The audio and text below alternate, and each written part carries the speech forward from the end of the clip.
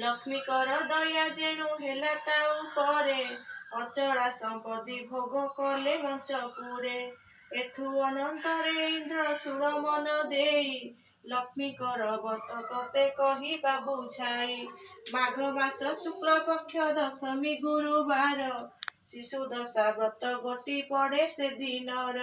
ସେଇ ଦିନ ବ୍ରାହ୍ମଣୀ ଏହା ଶୁଣି ବ୍ରାହ୍ମଣୀ ଏକ ବନ ଗାଈର ସେ ଗୋବର ଆଣିଲା, ସୁସଞ୍ଚ କରିଣ ଘର ଦୁଆର ଲିପିଲା, ନଦୀରେ ସ୍ନାନ କରିଣ ଘରକୁ ଅଇଲା।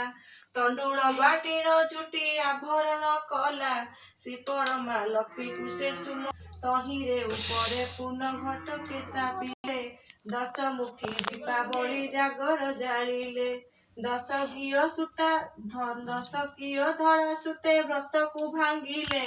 ଗୌରୀ ଚଉରି ନାମଣ ବେତ ପାଖରେ ଥୋଇଲେ, ଦଶମୁଠି ତଣ୍ଡୁଳ ଯେ ଘଟ ପାଖେ ଦେଲେ, 15 ଫଳ ଗୋଟିଏ ଗୋଟିକ ଯେ ଦେଲେ। ଉପରେ ଚନ୍ଦ୍ର ଚାପ ଚାନ୍ଦୁଆ ଟଣାଇଲେ, 10 ମେଞ୍ଚା କଦ ହଳଦୀ ଯେ ପୂର୍ଣ୍ଣ କୁମ୍ଭ କଲେ। ସିନ୍ଦୁର କଜଳ ନେଇ ଘଟ ପରେ ଦେଲେ, ଶ୍ରୀପରମା ଲକ୍ଷ୍ମୀକି ସେ ସୁମରଣା କଲେ।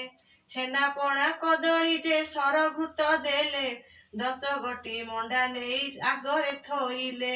କର୍ପୂରରେ ଯୁକ୍ତ କରି ଆଣି ଲଙ୍କା ବାଢିଲେ, ନୈବେଦ୍ୟ ଦେଇ ପୁଣି ସେ କଥା ଯେ ଶୁଣିଲେ। ଶ୍ରୀ ମହାଲକ୍ଷ୍ମୀକୁ ସେ ସୁମରଣା କଲେ, ଲକ୍ଷ୍ମୀ 10 ନାମ ଧରି ବ୍ରତେ ଗଣ୍ଠି ଦେଲେ। କଣ କରିବା, ବ୍ରତ ଗଣ୍ଠି ଦିଆଯିବ। ପ୍ରଥମ ଗଣ୍ଠିର ନାମ ଲକ୍ଷ୍ମୀ ନାରାୟଣୀ, ଦ୍ୱିତୀୟ ଗଣ୍ଠିର ନାମ ହେଲା କମଳିନୀ, ତୃତୀୟ ଗଣ୍ଠିର ନାମ ଶ୍ରୀ ହରିହର ପ୍ରିୟା, ଚତୁର୍ଥ ଗଣ୍ଠିର ନାମ ଅଟେ ପଦ୍ମାଳୟା, ପଞ୍ଚମ ଗଣ୍ଠିର ନାମ ଅଟଇ କମଳା, ଷଷ୍ଠ ଗଣ୍ଠିର ନାମଟି ହଇଲା ଚଞ୍ଚଳା, ସପ୍ତମ ଗଣ୍ଠିର ନାମ ଅଟେ ବିଘ୍ନେଶନୀ, ଅଷ୍ଟମ ଗଣ୍ଠିର ନାମ ସିନ୍ଦୁର ଦୁଲଣୀ, ନବମ ନାମ ଦୁର୍ଗତି ନାଶିନୀ, ଗଣ୍ଠିର ନାମ ବିଷ୍ଣୁ ପାଟରାଣୀ, 10 ନାମ ଧରି ନତେ ବ୍ରତ ଗଣ୍ଠି ଦେଲେ। ଲକ୍ଷ୍ମୀ ନାରାୟଣୀ ବନେ ବନେ ସେ ଅର୍ଘ୍ୟ ଦେଇ ବନ୍ଦାପନା କଲେ, ନଦୀକୁ ଯେ ପାଣି କୁମ୍ଭେ ଆଣିବାକୁ ଗଲେ। ବ୍ରତ ହସ୍ତରୁ ଖସାଇ କୂଳରେ ରଖିଲେ, ଜଳ ଭିତରେ ଯାଇଣ ବ୍ରାହ୍ମଣୀ ପଶିଲେ। ମାଂସ ମେଞ୍ଚା ପ୍ରାୟ ହାଟ ବ୍ରତ ଦିଶୁଥିଲା, ଚିଲ ପକ୍ଷୀ ଝାମ୍ପି ନେଇ ବେଗେ ଘେନି ଗଲା। ସେ ବ୍ରାହ୍ମଣୀ ଜଳେ ଘେନି କୂଳକୁ ଅଇଲା, ବ୍ରତ ନ ଦେଖିଣ ସେହୁ ବିସ୍ମୟ ହୋଇଲା। ଚାରି ଦିଗକୁ ବ୍ରାହ୍ମଣୀ ନିରଖି ଚାହିଁଲା, ଦେଖିଲା ଯେ ବ୍ରତ ଚିଲ ଘେନି ଯାଉଥିଲା। ଚିଲ ପଛେ ପଛେ ସେ ବ୍ରାହ୍ମଣୀ ଗୋଡ଼ାଇଲା, ସେ ଚିଲ ଯାଇଣ ଏକ ବନସ୍ତେ ପଶିଲା।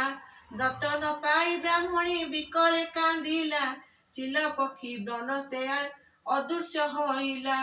ଏଥୁ ଅନନ୍ତରେ ଦ୍ୱିଜ ଶୁଣ ଯେ ବୋଇଲା, ମୃଗୟା ନିମନ୍ତେ ନଳ ବନସ୍ତକୁ ଗଲା।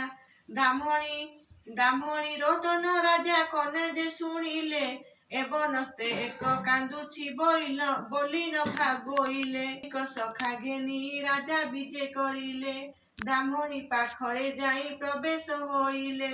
ବ୍ରାହ୍ମଣୀ